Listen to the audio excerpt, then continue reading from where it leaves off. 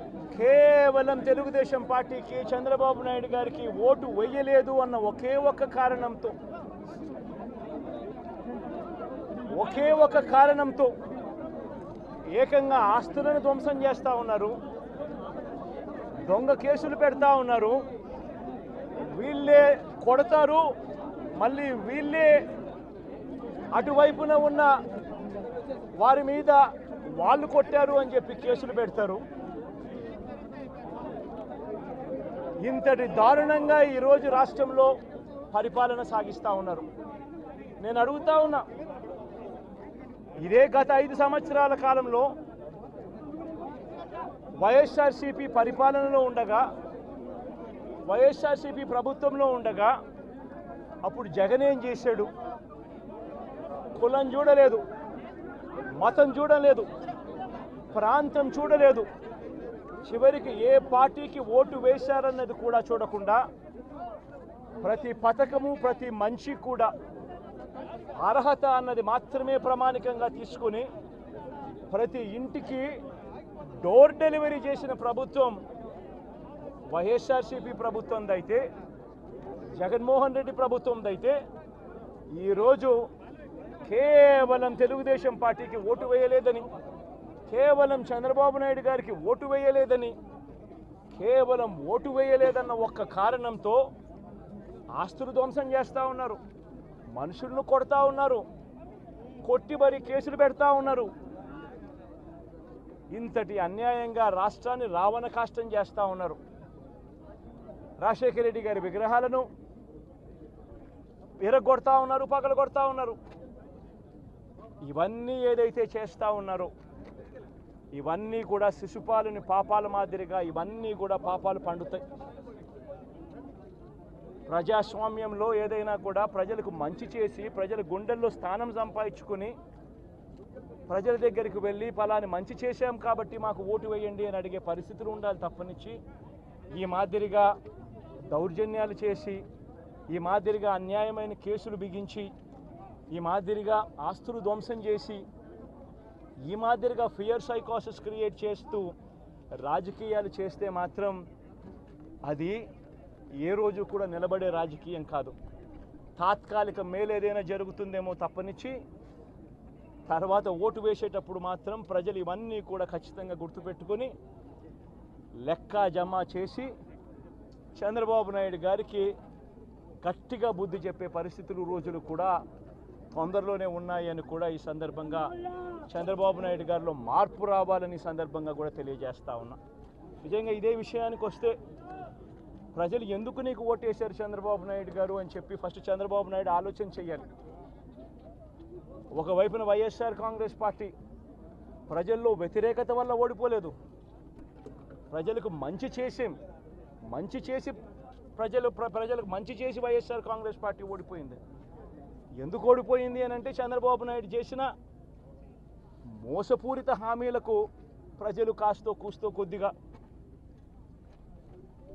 ఇదే ఆ 10% కాస్త అటువైపున షిఫ్ట్ అయ్యి చంద్రబాబు నాయుడు గారు అధికారంలోకి వచ్చిన పరిస్థితులు. మరి చంద్రబాబు నాయుడు అధికారంలోకి వచ్చిన తర్వాత ఈరోజు రైతులకు ఇస్తానన్న రైతు భరోసా 20,000 రూపాయలు ప్రతి రైతన్నకి ఇస్తానన్నాడు. వ్యవసాయం స్టార్ట్ అయింది, ఖరీఫ్ మొదలైంది, పంటలు వేగంగా వేస్తూ ఉన్నారు రైతన్నలు. ఇంతవరకు రైతు భరోసా 10,000-20,000 రూపాయలు ఇస్తానన్న దానికి అతి గతి లేదు. బడులు మొదలయ్యాయి. అమ్మఒడి కింద జగన్ 15,000 ఇస్తాను అని అంటే కాదు, చంద్రబాబు నాయుడు వస్తే ఎంతమంది పిల్లలు ఉంటే అంతమందికి ఇస్తాడు, ప్రతి ఒక్కరికి 15,000 ఇస్తాడు అని చెప్పారు. రాష్ట్రంలో 1 కోటి మందికి పైగా పిల్లలు బడియీడు పిల్లలు ఉన్నారు. బడులు స్టార్ట్ అయ్యాయి. ఆ ప్రతి తల్లి కూడా అడుగుతూ ఉంది, తల్లికి వందనం అని పేరు పెట్టావు, అమ్మఒడి అనే పథకాన్ని పేరు మార్చావు, మరి ఆ డబ్బులు ఏమైనాయని చెప్పి గవర్నెన్స్ మీద కాస్త ధ్యాస పెట్టి ఆ తల్లులకి ఇచ్చే డబ్బులు ఇచ్చే ఎన్ని స్థానాలు గెలుచుకున్నది ఎంత న్యూస్ అయిందో లేదో తెలియదు కానీ ఇన్ని దశాబ్దాలు 20 మన అసెంబ్లీ స్థానాలు, 2 పార్లమెంట్లు, 23 స్థానాలకి 23 స్థానాలు 100% స్ట్రైకింగ్ రేట్ 100% గెలుచుకోగలిగామంటే మీరు ఎంత బలంగా నిలబడ్డారో ఈ రోజున. దేశం మొత్తం ఒక చరిత్ర అయింది అది. భారతదేశపు రాజకీయ చరిత్రలో ఇలాంటి అద్భుతమైన విజయం ఎవరు చూడలా. అది ఇచ్చినందుకు జన సైనికులకి, ముందుగా వీర మహిళలకి, కూటమి నేతలందరికీ, కూటమి కార్యకర్తలందరికీ. అసలు జనసేన అనేది ఎందుకు మాట్లాడారంటే, ముందుగా భయంతో ఉండిపోయాం. 2019 నుంచి 2024 వరకు భయంతో ఉండిపోయింది ఈ నేల. 5 కోట్ల మంది ప్రజలు కొద్ది మంది చేతిలో భయపడతారా? ఐపీఎస్లు, ఐఏఎస్లు, అధికార యంత్రాంగం భయపడిపోయే పరిస్థితుల్లో నేను బయటకు వచ్చి నిలబడితే, అన్నా నీతో పాటు మేము ఉన్నామని మా తల్లులు, మా అక్క చెల్లెలు, మా ఆడపడుచులు, మా వీర మహిళలు రౌడీలకు ఎదురొచ్చారు. కేసులు పెట్టించుకున్నారు. అటెంప్ట్ టు మర్డర్ కేసులు కూడా పెట్టేశారు. ఇక జన సైనికులు మబ్బుల్లో పరిగెత్తే పిడుగులు లాంటి జన సైనికుల గురించి చెప్పక్కర్లా. మీరు ధైర్యం ఇస్తే, కొత్త తరమే ఇంత పోటీ చేస్తున్నప్పుడు అనుభవం ఉన్న మన తరం ఎంత పోటీ చేయాలని తెలుగుదేశం నాయకులు బయటకు వచ్చారు. కేంద్రం మనకు అండగా ఉండి మనం ఎంకెంత బాగా పనిచేయాలని చెప్పి భారతీయ జనతా నాయకులు అందరం కలిపి ఈ రోజు వచ్చి 164 స్థానాల్ని బలంగా గెలుచుకొని, ఒకటే అన్నారు కదా మనల్ని, నువ్వు అసెంబ్లీలోకి ఎలా అడుగు పెడతావో మేము చూస్తాం.